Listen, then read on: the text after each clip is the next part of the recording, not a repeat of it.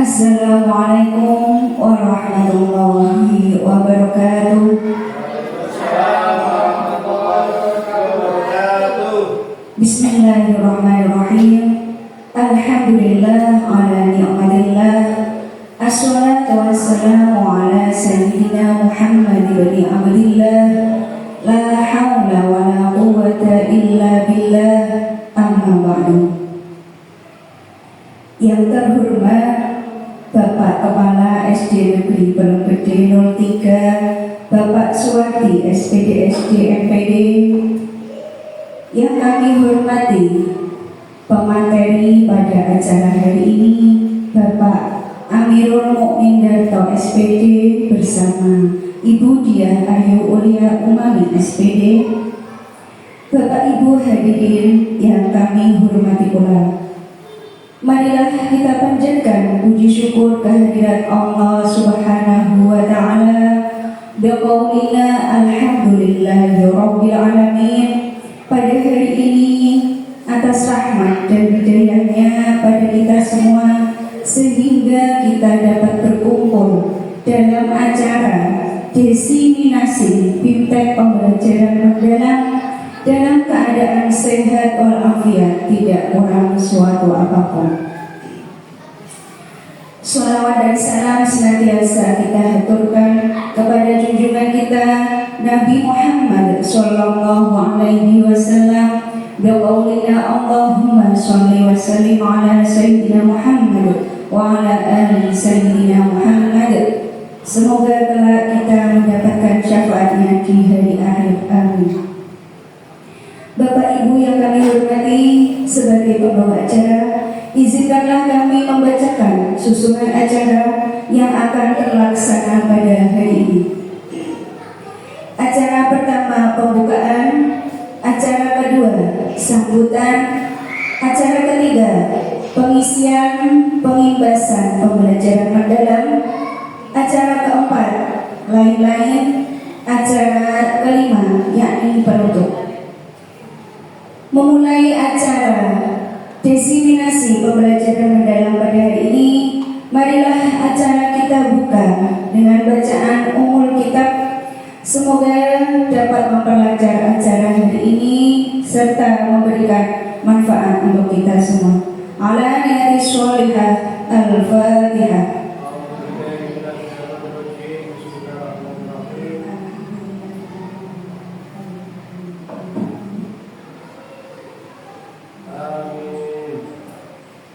Terima kasih. Dilanjutkan acara kedua, sambutan kepala sekolah sekaligus doa yang akan disampaikan oleh beliau Bapak Suwardi SPD SD MPD. Kepadanya kami persilakan.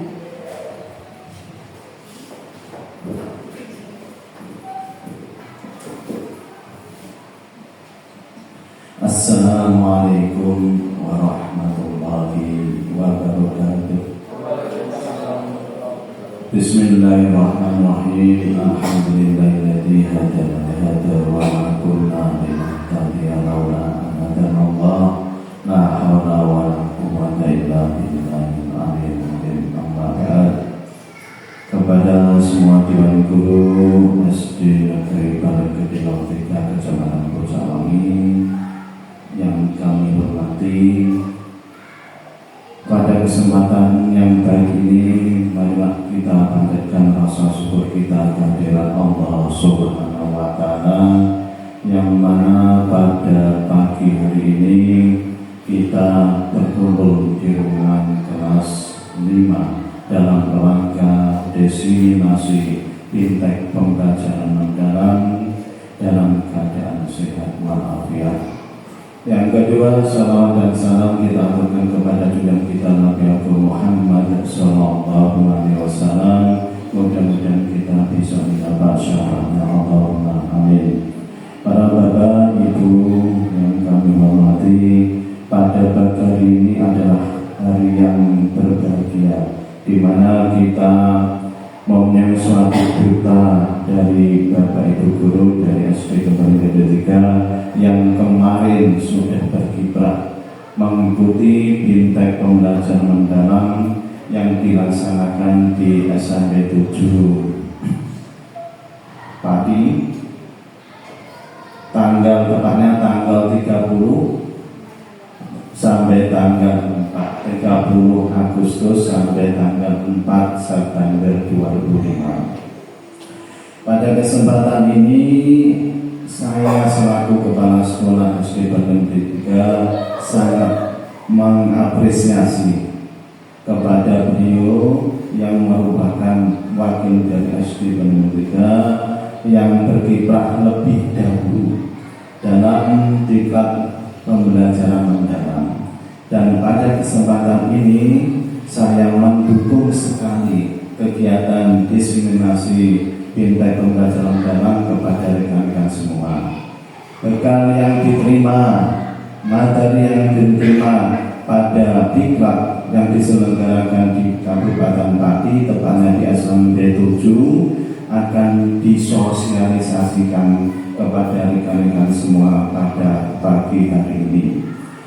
Kami mohon dari Bapak Ibu Guru untuk memperhatikan apa yang akan ditularkan dari beliau berdua, yaitu dari Bapak Amirul Mukmin Darto SPD dan Ibu Diah Ulia Umami SPD.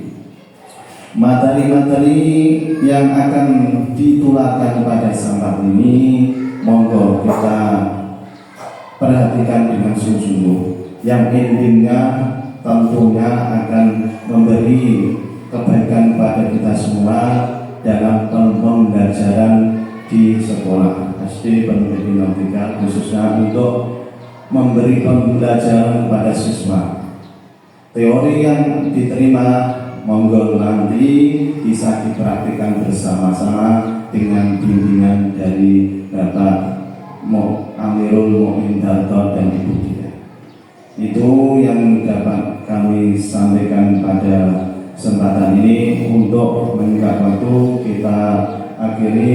Wassalamualaikum warahmatullahi wabarakatuh. Ya, mari kita buka dengan doa. A'udzubillahi minasyaitonir rajim. Bismillahirrahmanirrahim. Allahumma shalli ala sayyidina Muhammad sayyidina awwalin wal akhirin radhiyallahu anhu li sahabati rasulillah alhamdulillahi rabbil alamin anta syakirin anta mu'min anta mu'atina amal kafi masjid ya rabbana lakal hamdu wa manibadi min jalali wa wajhika wa sultanik. Allahumma shalli ala sayyidina Muhammad salatan tunjina biha jami'il ahmal وتقضي لنا بجميع الحاجات وتدل جميع السيئات وترفعنا بإذنك درجة وتبلغنا أقصى الغايات من جميع الخيرات في الحياة وبعد الممات. اللهم اغفر لنا ولوالدينا وأحبابنا ربنا صغيرا. Ya Allah, ya Rahman Rahim, berilah kepahaman kepada kita semua pada acara bintang pembelajaran dalam ini agar dapat terima dengan baik dan dapat imbasnya kepada kita semua dapat belajar dengan baik pula. Amin amin ya rabbal alamin. Wassalamualaikum warahmatullahi wabarakatuh.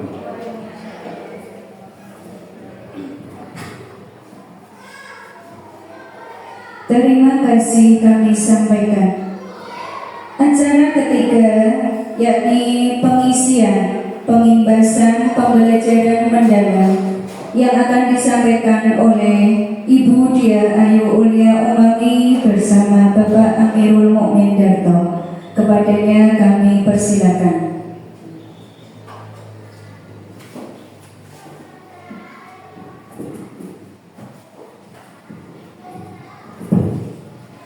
Assalamualaikum warahmatullahi wabarakatuh.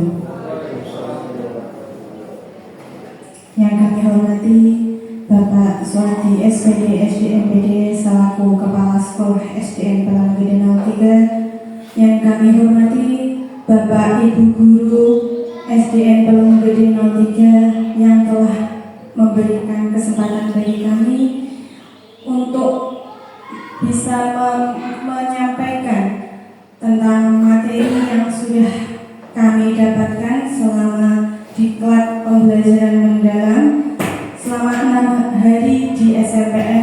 7 pagi kemarin. Mohon izin sebelumnya Bapak Ibu, saya izin untuk menyampaikan apa yang kami dapat kemarin. Langsung saja, dalam pembelajaran mendalam, yang pertama yang akan kami sampaikan yaitu tentang pola pikir bertumbuh. Pola pikir bertumbuh itu yang kami dapat kemarin ada pola pikir itu ada dua Bapak Ibu. Pola pikir bertumbuh dan pola pikir tetap. Pola pikir tetap itu adalah pola pikir yang senantiasa tidak mau berkembang. Saya tidak bisa, ya sudah, gitu. Dan sedangkan pola pikir bertumbuh adalah pola pikir yang mana kita pasti bisa. Meskipun kita belum paham, meskipun kita belum bisa, tapi saya yakin saya bisa dan saya akan berusaha. Selanjutnya yaitu tentang surface learning menuju GM dan deep learning. Berpindah dari surface learning ibarat keluar dari zona nyaman yang harus melewati zona ketakutan agar bisa masuk ke deep learning, yaitu zona pembelajaran. Oleh karena itu, growth mindset atau pola pikir bertumbuh dibutuhkan agar bisa menghilangkan rasa takut untuk berhadapan dengan hambatan, tantangan, dan kesulitan. Selanjutnya, yaitu pola pikir adalah segalanya, Bapak Ibu. Karena pola pikir akan menghasilkan tindakan, dan selanjutnya tindakan akan mempengaruhi dengan hasil yang akan kita dapatkan. Begitu. Selanjutnya Pak Amirul, kalau kata Profesor Abdul Mukti selaku Menteri Pendidikan Dasar dan Menengah Republik Indonesia, kalau orang berpikir dengan growth mindset, maka dia yakin masalah yang hanya sedikit itu jalan keluarnya banyak. Karena itu jangan menyerah, jangan putus asa, yakinlah ada jalan keluarnya. Itu adalah pola pikir bertumbuh atau growth mindset. Langsung kita ke konsep dan kerangka pembelajaran mendalam. Pembelajaran mendalam itu merupakan pendekatan yang memuliakan dengan menekankan pada penciptaan suasana belajar dan proses pembelajaran berkesadaran, bermakna, dan menggembirakan melalui olah pikir, olah hati, olah rasa, dan olahraga secara holistik dan terpadu. Itu adalah pengertian dari pembelajaran mendalam. Selanjutnya, pembelajaran mendalam itu meliputi 4 ini Bapak Ibu. Yang pertama yaitu dimensi profil lulusan atau biasa disebut DPL. Yang kedua, prinsip pembelajaran. Yang ketiga, pengalaman belajar. Dan yang keempat, kerangka pembelajaran. Yang pertama nanti kita akan mempelajari tentang DPL itu dulu. DPL meliputi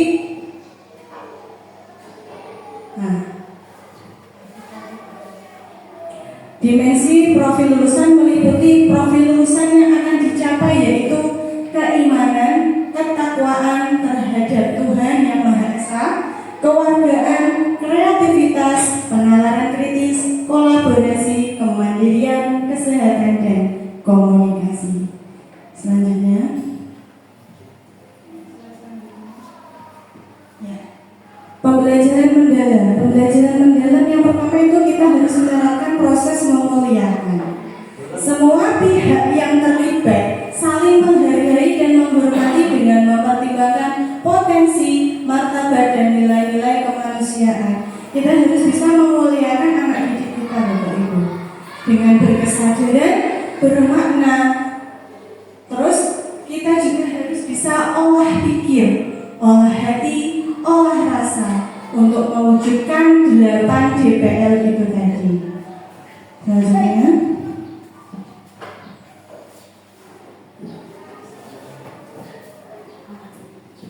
ya, berikut adalah pengertian dari 8 DPL atau dimensi profil lulusan. Yang pertama yaitu keimanan dan ketakwaan terhadap Tuhan Yang Maha Sudah jelas itu ya tentang keimanan kita sebagai umat beragama akan Tuhan yang Maha Esa. Yang kedua yaitu keluargaan.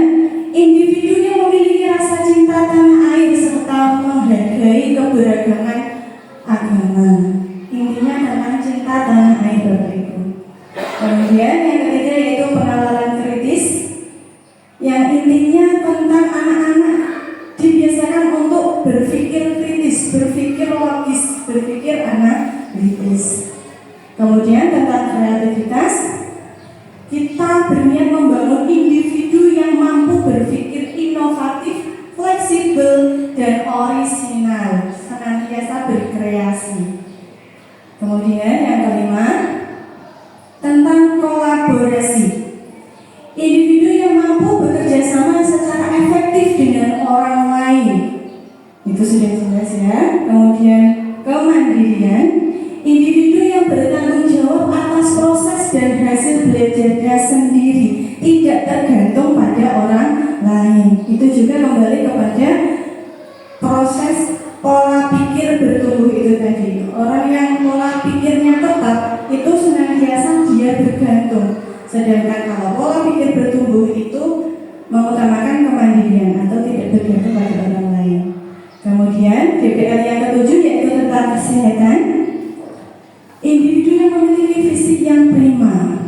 Jadi diharapkan dalam pembelajaran mendalam nanti itu kita juga bisa mewujudkan DPL ini pada anak didik kita, yaitu kesehatan yang baik.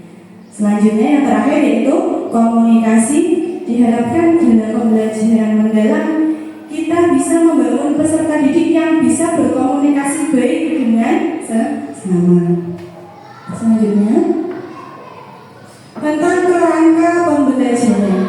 Dalam pembelajaran mendalam ada 4 aspek kerangka pembelajaran. Yang pertama yaitu praktek pedagogis, yang kedua kemitraan pembelajaran, yang ketiga lingkungan pembelajaran, dan yang keempat memanfaatkan digital. Yang pertama yaitu tentang praktek pedagogis, yaitu strategi mengajar yang dipilih untuk guru mencapai tujuan pembelajaran dalam mencapai dimensi profil lulusan. Kita bisa menciptakan kenyamanan di kelas, membuat mood anak itu baik. Bagaimana cara memuliakan anak itu termasuk dalam praktik pedagogis. Yang kedua yaitu kemitraan pembelajaran. Kemitraan pembelajaran membentuk hubungan yang dinamis antara guru peserta didik, orang tua, komunitas, dan mitra profesional. Maksudnya di sini adalah mitra pembelajaran. Kita sebagai guru tidak harus selalu kita yang menjadi sumber dari materi pembelajaran. Kita bisa saja berkolaborasi dengan pihak luar untuk menyampaikan suatu materi. Bisa orang tua, bisa komunitas, ataupun dari pihak yang lainnya. Yang ketiga yaitu lingkungan pembelajaran. Lingkungan pembelajaran menekankan integrasi antara ruang fisik, ruang virtual, dan budaya belajar untuk mendukung pembelajaran mendalam. Maksudnya di sini adalah kita menciptakan lingkungan pembelajaran yang baik. Tidak harus selalu dalam kelas. Bisa juga kita kadang-kala mengajak anak untuk di luar kelas atau berkunjung ke tempat yang lainnya. Begitu Bapak Ibu. Kemudian tentang pemanfaatan digital. Pemanfaatan digital di sini di pembelajaran mendalam kita bukan diwajibkan ya, tetapi diharapkan kita bisa memanfaatkan digital dengan sebaik mungkin dalam pembelajaran, karena kita sekarang eranya era digital. Bisa diajak untuk main puisi, Kahoot, atau yang lain sebagainya. Lanjut Pak Amir. Ya. Kerangka pembelajaran. Pembelajaran mendalam dapat dilaksanakan menggunakan berbagai praktek pedagogis dengan menerapkan 3 prinsip, yaitu berkesadaran, bermakna, dan menggembirakan. Praktik pedagogis berbasis inquiry, pembelajaran berbasis proyek, pembelajaran berbasis masalah, pembelajaran kolaboratif,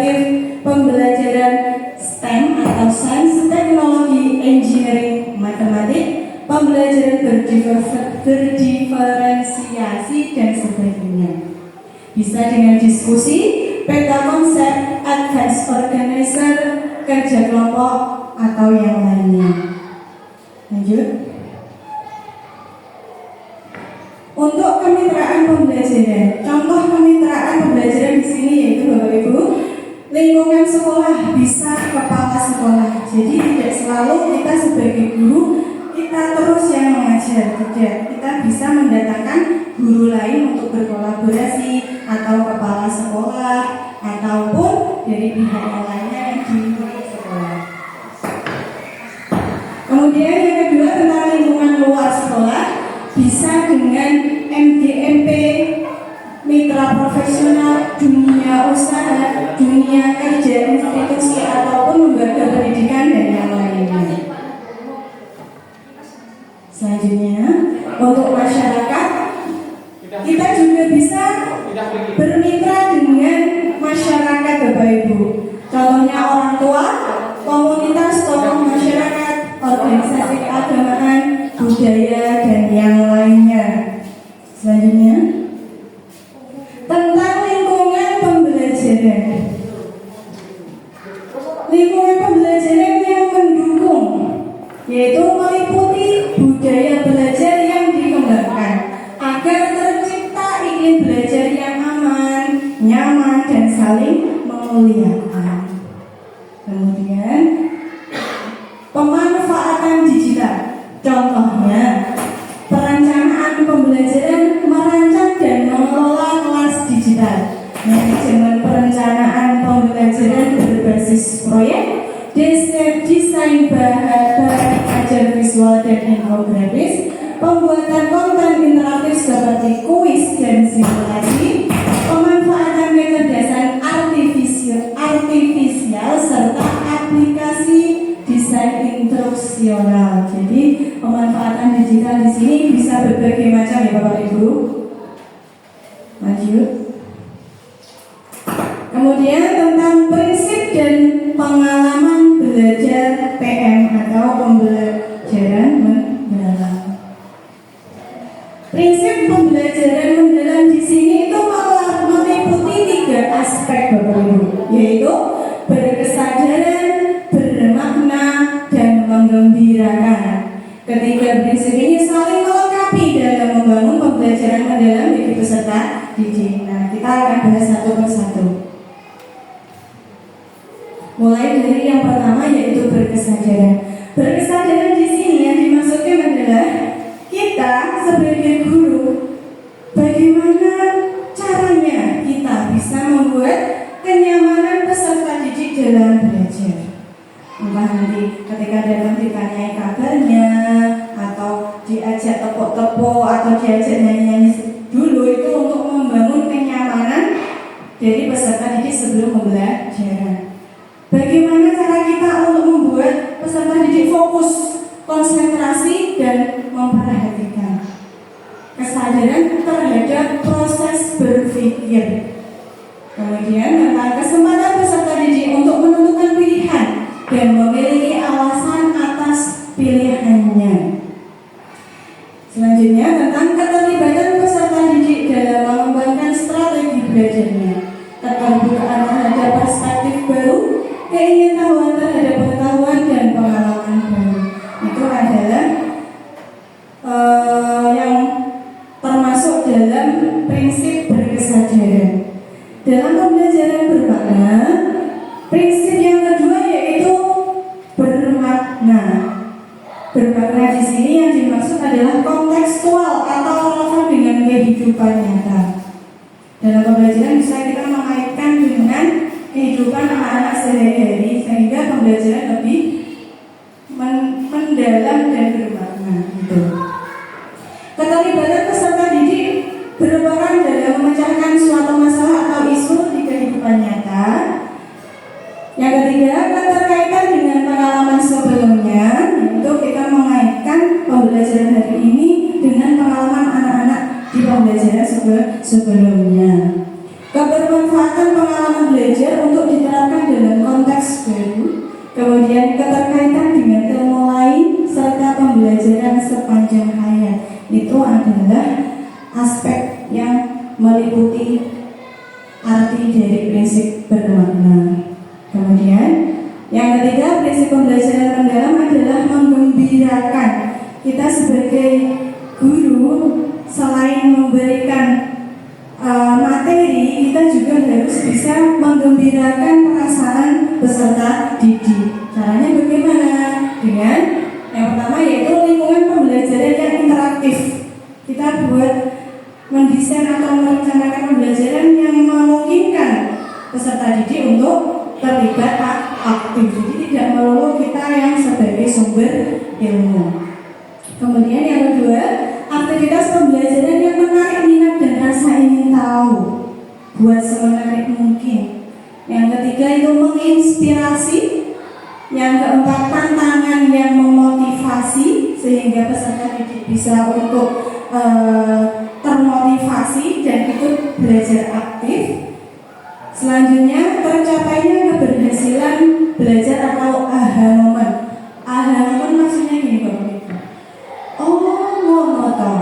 Nah, ketika dalam pembelajaran anak didik sudah ngono toh, itu berarti itu sudah menggembirakan karena dia yang awalnya tidak paham, kurang paham menjadi paham. Kemudian yang terakhir itu memberikan ruang atau prakarsa kreativitas sesuai dengan bakat, minat dan perkembangan peserta didik. Selanjutnya, nah, alternatif berkesadaran kegiatannya itu dengan latihan stop. Latihan stop itu seperti kita mengajak rileks anak-anak sebentar. Jadi setelah pembelajaran setengah main, istilahnya kalau 12 setengah main, nanti kita ajak untuk rileks sebentar. Bisa dengan latihan stop atau membacakan cerpen yang humoris, bisa mendongeng, bisa musik instrumental, menyanyikan lagu bersama, peregangan otot, dan lainnya. Intinya seperti ice breaking Bapak Ibu. Jadi anak-anak biar tidak sepaneng. Lanjut. Nah, ini adalah contoh dari pembelajaran dengan prinsip bermakna, yaitu kita mengajak siswa untuk terlibat aktif dikaitkan dengan kehidupan nyata langsung seperti itu. Nah, ini juga adalah contoh kegiatan yang menggembirakan. Siswa bisa tertawa riang, ya, dia bisa berkreasi sehingga mereka hatinya gembira dan lebih antusias dalam pembelajaran. Kemudian pembahasan yang selanjutnya yaitu tentang pengalaman belajar. Pengalaman belajar dilakukan secara bertahap untuk mencapai level PM atau pembelajaran mendalam. Yang pertama yaitu tentang pengetahuan esensial, yang kedua pengetahuan aplikatif, yang ketiga pengetahuan nilai dan karakter. Kemudian, jadi untuk mencapai level PM itu kita harus melalui pengalaman belajar yang mana yang pertama itu tentang memahami, yang kedua yaitu mengaplikasi, yang ketiga adalah merefleksi. Memahami itu meliputi pengetahuan esensial, pengetahuan aplikatif, dan pengetahuan nilai dan karakter. Kemudian untuk mengaplikasi itu adalah tentang pendalaman pengetahuan yang sudah didapat. Dan untuk yang ketiga, merefleksi itu meliputi regulasi diri. Ya, dalam pengalaman pembelajaran yang pertama yaitu memahami, tahap awal peserta didik untuk aktif mengkonstruksi pengetahuan agar dapat memahami secara mendalam konsep atau materi dari berbagai sumber dan konteks. Itu adalah pengertian dari tahap awal yaitu peserta memahami. Setelah memahami, anak-anak kemudian mengaplikasi.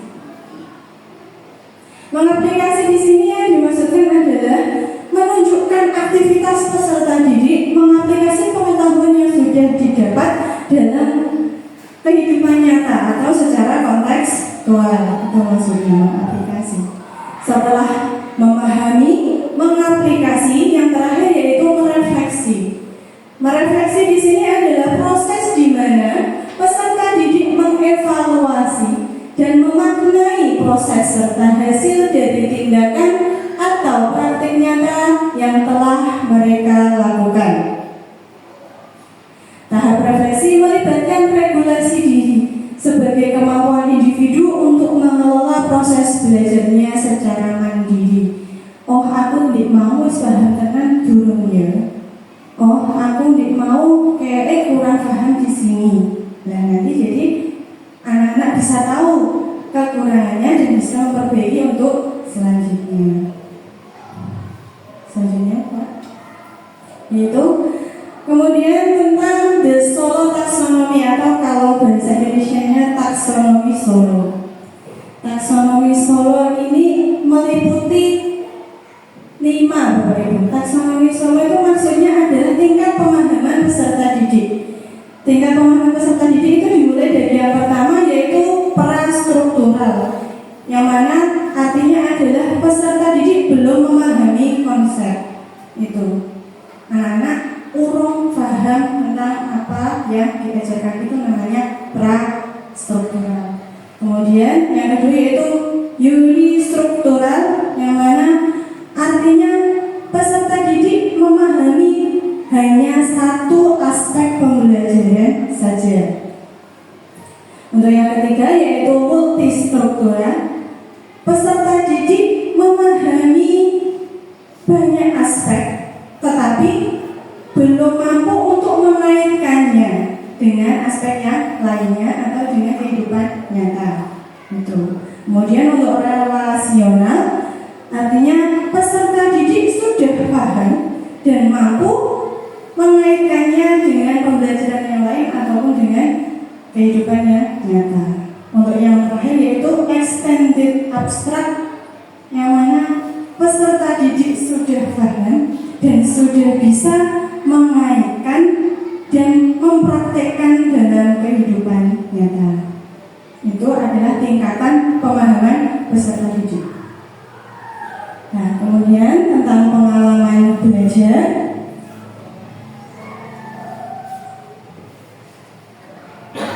Pengalaman belajar dalam PM dimulai pada aspek memahami yang relevan dengan taksonomi Solo, yang kemudian dikembangkan menjadi pengalaman belajar PM. Begitu Bapak Ibu. Nah, untuk deskripsinya, merefleksi itu adalah memperluas dan menerapkan ide. Mengaplikasi yaitu menghubungkan ide-ide. Sedangkan memahami adalah memiliki banyak ide, terus mengingat kembali, ataupun yang paling rendah yaitu belum memahami.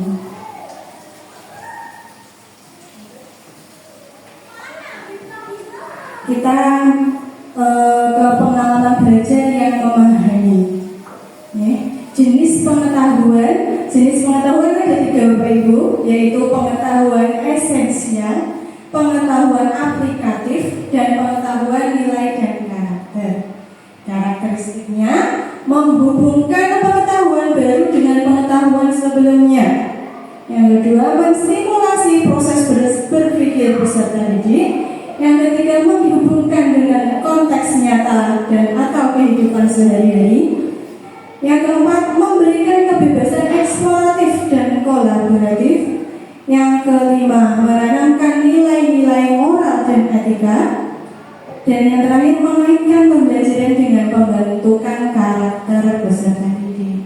Contohnya, guru bisa menggunakan video interaktif tentang sumber energi, matahari, air, bahan bakar fosil, dan lain-lain.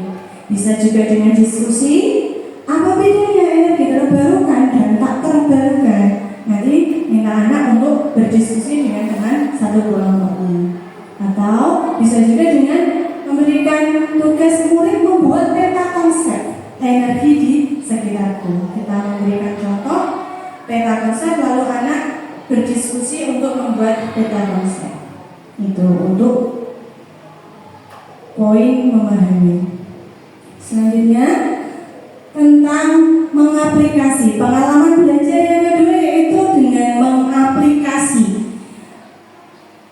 Mengaplikasi itu sendiri artinya adalah memperluas atau mengembangkan pemahaman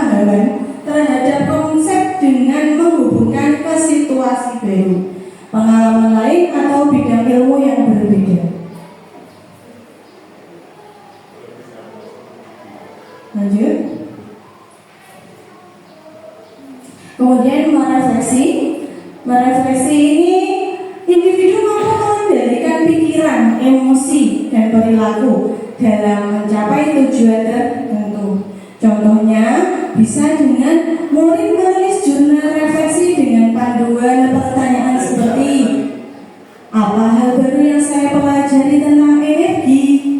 Bagaimana saya bisa menghemat energi di rumah? Nah, itu adalah yang termasuk merefleksi atau meregulasi diri.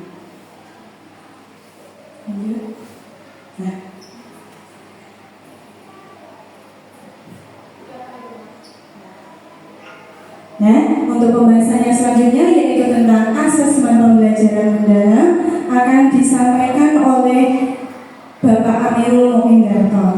Sekian dari saya, silakan untuk Bapak Amirul Mukmin Darto.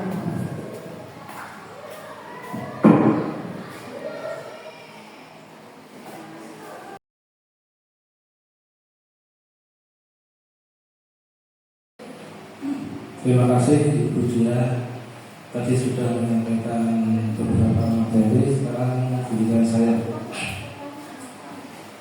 Selanjutnya adalah asesmen pembelajaran mendalam.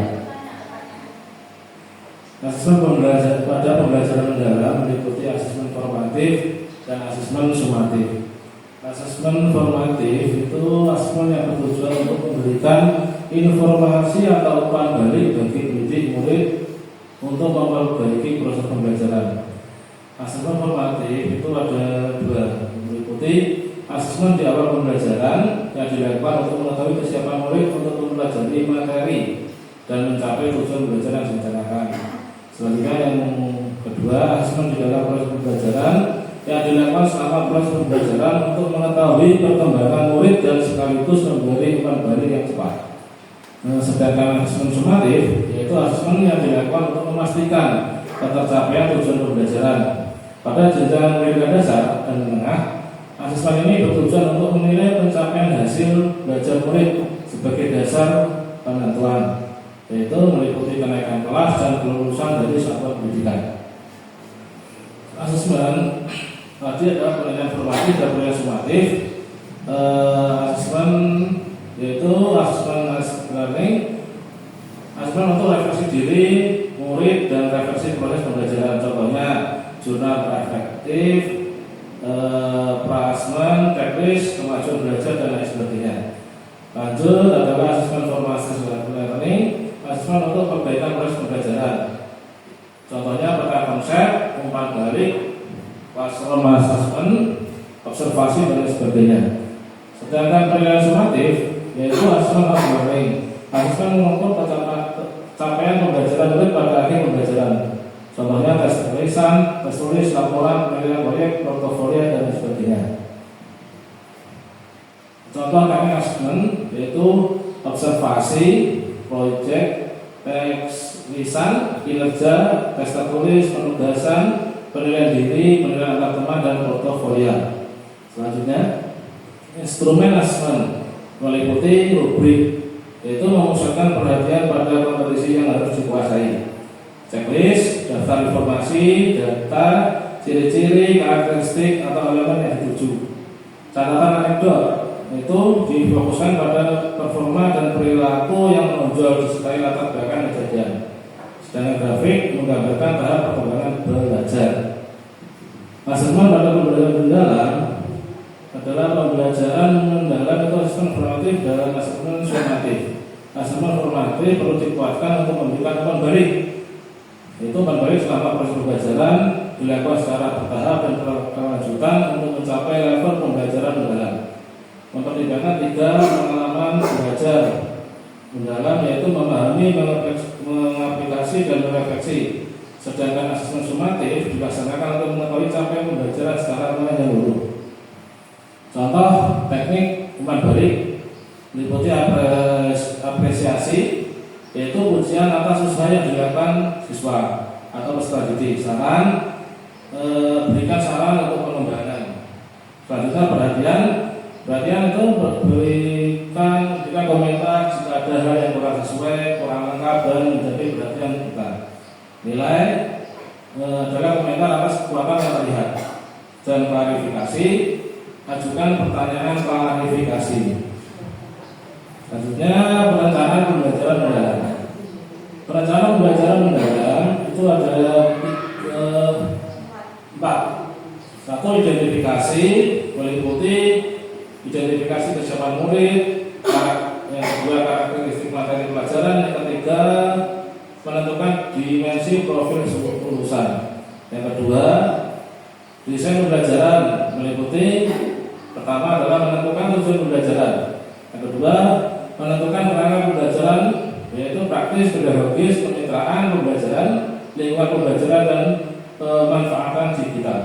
Yang ketiga, pengalaman mengajar, yaitu ada 2 juga, perancang pembelajaran dengan prinsip berkesadaran, bermakna, dan menggunakan. Yang selanjutnya mendiskusikan pengalaman belajar, memahami, mengaplikasi, dan merefleksi. Yang keempat, asesmen. Asesmen meliputi 3. Yang pertama, asesmen pada awal pembelajaran, asesmen pada proses pembelajaran, dan yang terakhir asesmen pada akhir pembelajaran. Mengidentifikasi kesiapan murid. Ada beberapa. Yang pertama, menganalisis pengetahuan awal. Guru dapat menggunakan pretest, diskusi awal, pertanyaan pemantik, dan lain-lain. Yang kedua, observasi dan refleksi. Kita mengamati bagaimana murid merespon pertanyaan terbuka, tantangan berpikir kritis, atau tugas eksploratif. Yang ketiga, inventarisasi gaya belajar dan minat, menggunakan angket atau wawancara singkat untuk mengetahui gaya belajar dan minat murid. Yang keempat, analisis keterampilan berpikir tingkat tinggi, yaitu memberikan tugas berbasis pemecahan masalah atau proyek kecil untuk melihat sejauh mana murid dapat mengambil keputusan untuk menemukan solusi dari suatu permasalahan. Yang kelima, konteks sosial dan emosional, memperhatikan faktor sosial dan emosional yang dapat mempengaruhi kesiapan belajar seperti rasa percaya diri, motivasi, atau hambatan psikologis dalam pembelajaran. Lanjut, mengidentifikasi karakteristik mata pelajaran, meliputi yang pertama, mengenali sifat dasar mata pelajaran, apakah menetapkan konsep, keterampilan, atau karakter. Yang kedua, menganalisis kompetensi. Yang ketiga, memastikan bahwa tujuan pembelajaran mendorong eksplorasi konsep, bukan sekedar hafalan. Yang ketiga, mengidentifikasi keterkaitan setiap mata pelajaran dengan kehidupan yang nyata agar peserta didik melihat relevansi pembelajaran. Yang keempat, yang kelima, mengidentifikasi proses potensi mata pelajaran terhadap pencapaian 8 dimensi profil lulusan.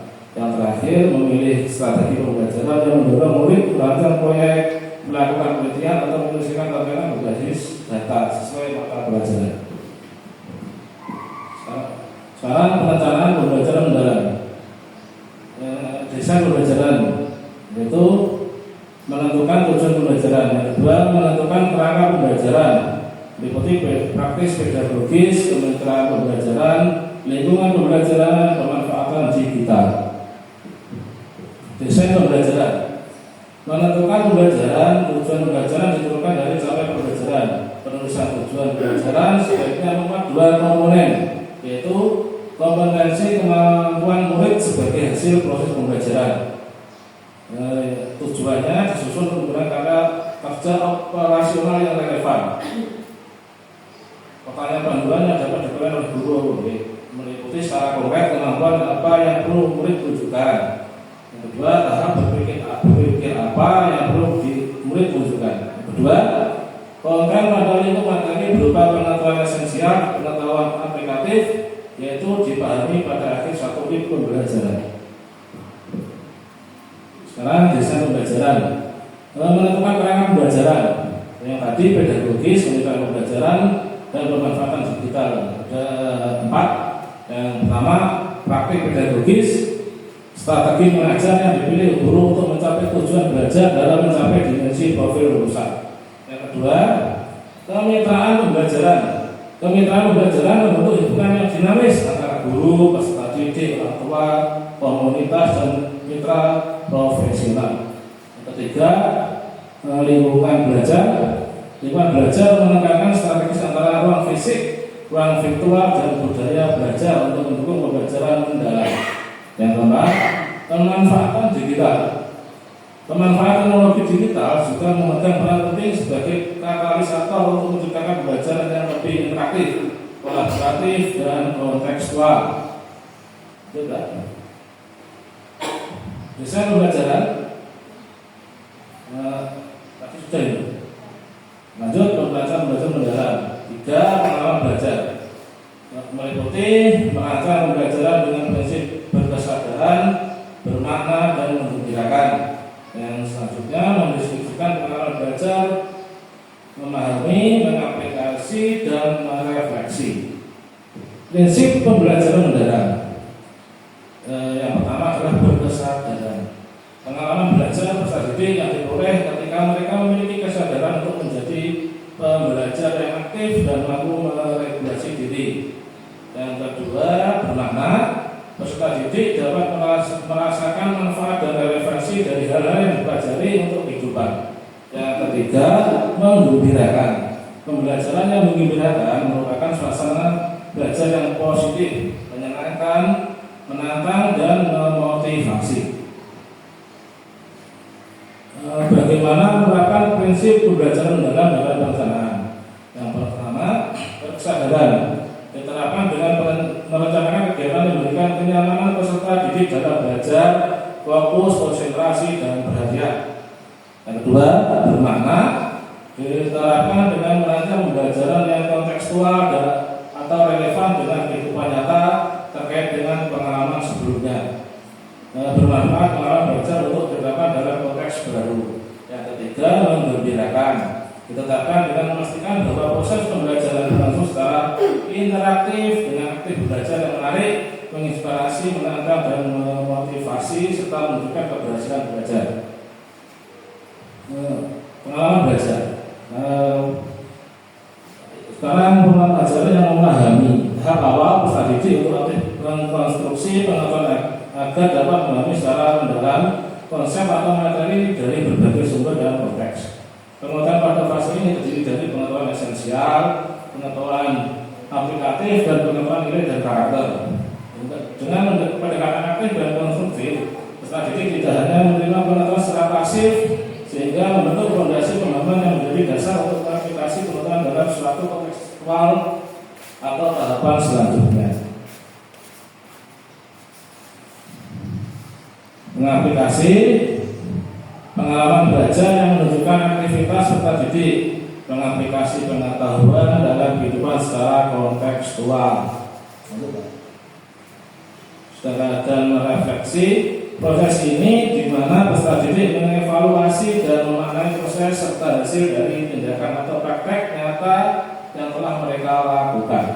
Dan refleksi ini melibatkan regulasi diri sebagai kemampuan individu untuk melakukan belajar secara mandiri. Perancangan pembelajaran mendalam. Yang keempat, asesmen. Asesmen yang pertama, asesmen pada awal pembelajaran. Yang kedua, asesmen pada proses pembelajaran. Yang ketiga, asesmen pada akhir pembelajaran.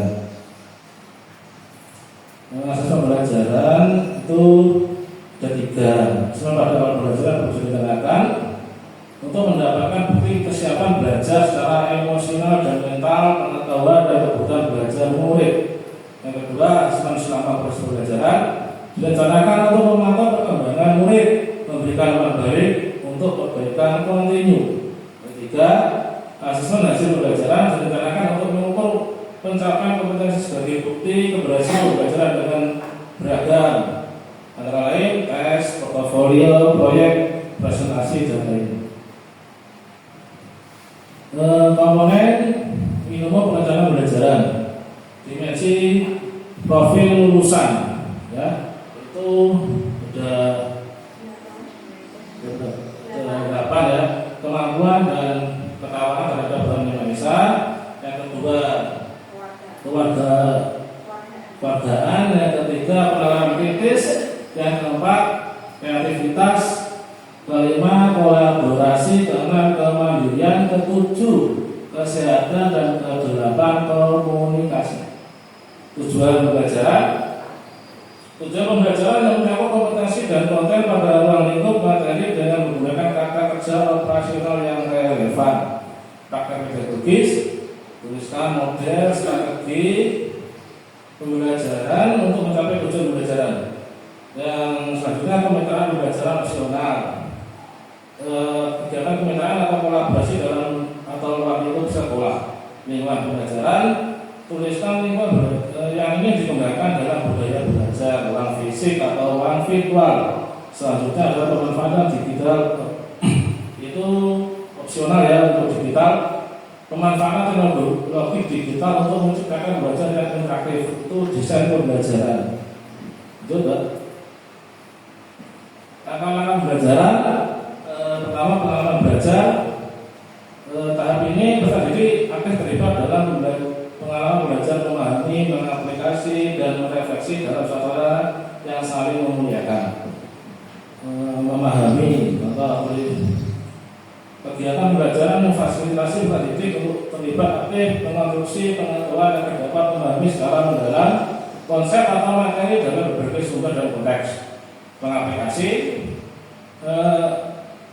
kegiatan yang mengondisikan pengalaman belajar yang menunjukkan aktivitas peserta didik mengaplikasi pemahaman secara kontekstual atau kehidupan nyata, yaitu meliputi kehidupan dan penghidupan.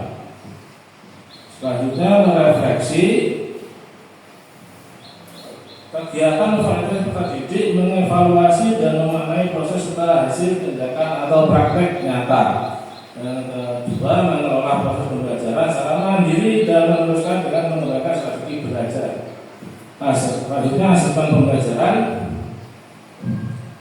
Instrumen penilaian ini digunakan pada awal proses dan akhir pembelajaran. Oke, lanjut ya. Terima kasih, demikian materi yang kami sampaikan. Terima kasih Bapak Ibu atas kerjasamanya, dan sesi selanjutnya apakah bisa bertanya, boleh beberapa pertanyaan. Nanti kami berdua akan mencoba untuk bisa mungkin menjawabnya. Demikian.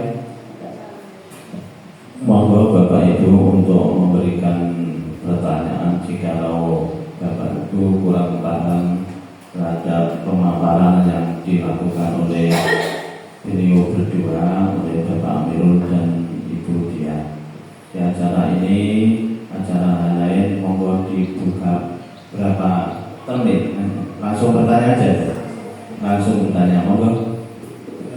Sebentar, dari saya cukupkan sampai di situ. Nanti kami juga akan mencoba berjalan. Terima kasih. Wassalamualaikum warahmatullahi wabarakatuh.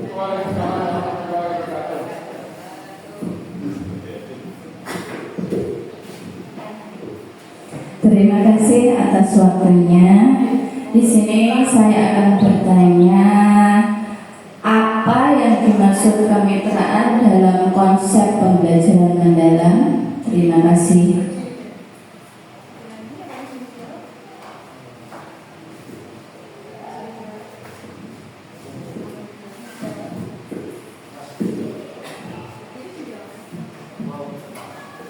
Baik, saya akan menjawab pertanyaan dari peserta tentang apa yang dimaksud kemitraan dalam pembelajaran. Yang dimaksud kemitraan dalam pembelajaran di sini itu bukan kok mitra dengan puskesmas, dengan pemberian obat cacing ketika bias, terus ada imunisasi, itu bukan seperti itu ya Bu Sintangi. Yang dimaksud kemitraan pembelajaran di sini itu kita bermitra atau bekerja sama dengan pihak luar untuk penyampaian materi pembelajaran. Misalnya, apabila kita IPAS misalnya, IPAS kelas 5 kita di bab organ pernafasan. Nah, kok benar wali murid kita ini ada yang berprofesi sebagai dokter. Nah, itu kita bisa bermitra dengan wali murid dengan mendatangkan dokter tersebut untuk datang ke kelas. Okay? Jadi yang menyampaikan materi tentang organ pernapasan bukan lagi guru kelas, tetapi dokter atau wali murid itu tadi. Itu yang dinamakan kemitraan pembelajaran. Jadi bisa juga contoh nanti kita sedang PKN misalnya, nanti kita bisa mendatangkan Bapak Kepala Desa atau Bapak Perangkat. Itu yang dimaksud kemitraan pembelajaran di sini. Apa sudah bisa dipahami Bu Sinta? Ya, terima kasih. Selanjutnya,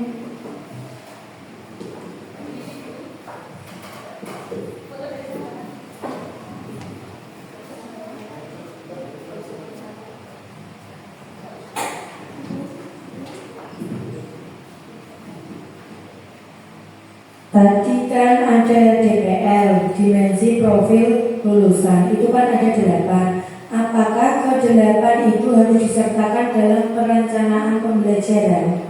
Terima kasih. Terima kasih Bu Rika, pertanyaan yang bagus berkaitan dengan DPL. Tadi kan ada 8 tentang keimanan, kewarganegaraan, penalaran kritis, kreativitas, kolaborasi dan kemandirian, kesehatan dan komunikasi. 8 itu tidak harus 8-nya direncanakan, bisa 2 atau 3. Ya, yang penting itu berkaitan, ya, itu bisa untuk direncanakan. Seperti itu, Bu. Oke. Ada lagi yang ditanyakan? Bisa Bu Dia menambahkan? ya maksudnya di sini dimensi profil lulusan ini seperti ini Bu Rika. Jadi apa yang kita harapkan setelah kita melaksanakan rencana pembelajaran di kelas? Ya, jadi kan ada 8, yaitu keimanan dan ketakwaan, kewargaan, penalaran kritis, kreativitas, kolaborasi, kemandirian, kesehatan dan komunikasi. Jadi yang kita rencanakan nanti setelah pembelajaran ini anak itu akan terbentuk karakternya seperti apa. Jadi dalam proses pembelajaran rencananya ini sudah kita checklist lah. Ini ada 8 kita checklist keimanan dan ketakwaan. Misalnya kita tetapkan awal pelajaran ada doa. Terus kewarganegaraan, misalnya itu nanti pelajaran PKN, tentu kita akan menerapkan DPL kewarganegaraan, atau biasanya di awal pembelajaran kita bisa sertakan menyanyikan lagu patriotisme, ya bisa. Tapi apakah ini harus semua? Tidak. Yang relevan saja dengan pembelajaran yang akan kita laksanakan. Bisa 3, 4. Tapi untuk kesemuanya saya kira mungkin agak sulit dalam satu kali pembelajaran dengan mengaitkan 8 DPL tersebut. Jadi tidak wajib 8, maksudnya seperti itu. Ya, apakah sudah bisa diterima Bu Rika? Ya. Apakah ada lagi Bapak Ibu guru yang mau bertanya?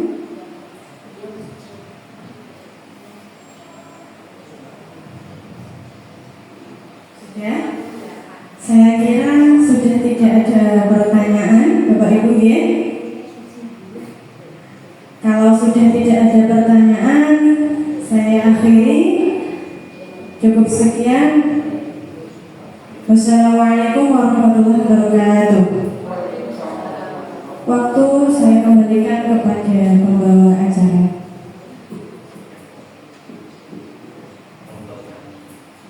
Bapak Ibu yang kami hormati, demikianlah acara diseminasi pembelajaran mendalam oleh pemateri kita Bapak Amirul Mukmin Darto SPD bersama Ibu Dia Ayu Ulia Umami. Kami sampaikan terima kasih, semoga bermanfaat bagi kami semua. Beri tepuk tangan untuk kita semua dan pemateri kita hari ini.